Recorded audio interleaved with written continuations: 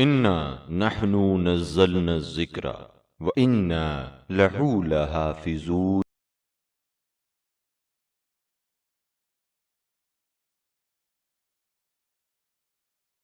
بسم اللہ الرحمن الرحیم۔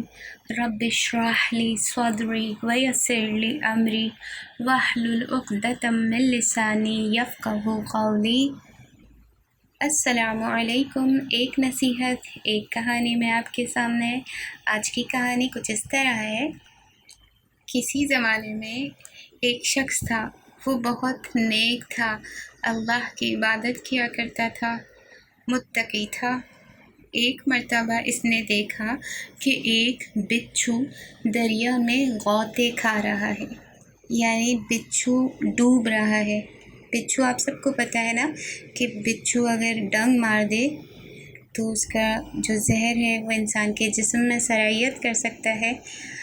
اس نے جب بچھو کی یہ حالت دیکھی تو اسے بہت ترس آیا بچھو پر۔ اس نے چاہا کہ وہ بچھو کو پانی سے نکال لے۔ اس نے بہت کوشش کی لیکن بچھو نکل ہی نہیں سک رہا تھا۔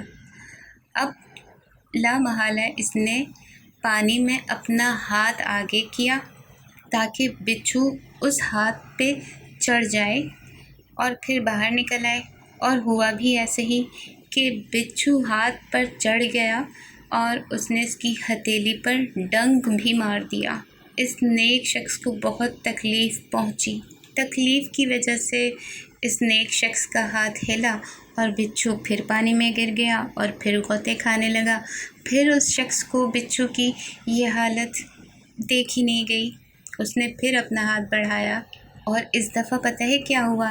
اس دفعہ بچھو نے اسے ڈنک نہیں مارا، لیکن اس نیک شخص کی غلطی کی وجہ سے بچھو پھر گر گیا، پھر غوطے کھانے لگا۔ پھر اس نیک شخص کو ترس آیا، پھر اس نے بچھو کو بچانے کے لیے ہاتھ ڈالا۔ تیسری بار جب نیک شخص نے ہاتھ ڈالا تو بچھو نے پھر ڈنگ مار دیا۔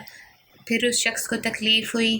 بچھو کو بچانے کے لیے یہ نیک شخص کافی کوششیں کر رہا تھا کہ ایسے میں ایک شخص کا وہاں گزر ہوا۔ اس نے یہ سب دیکھا تو اس نے اس نیک شخص کو کہا کہ آپ بچھو کو پکڑنے کا خیال، بچانے کے خیال نکال دیں اپنے دماغ سے۔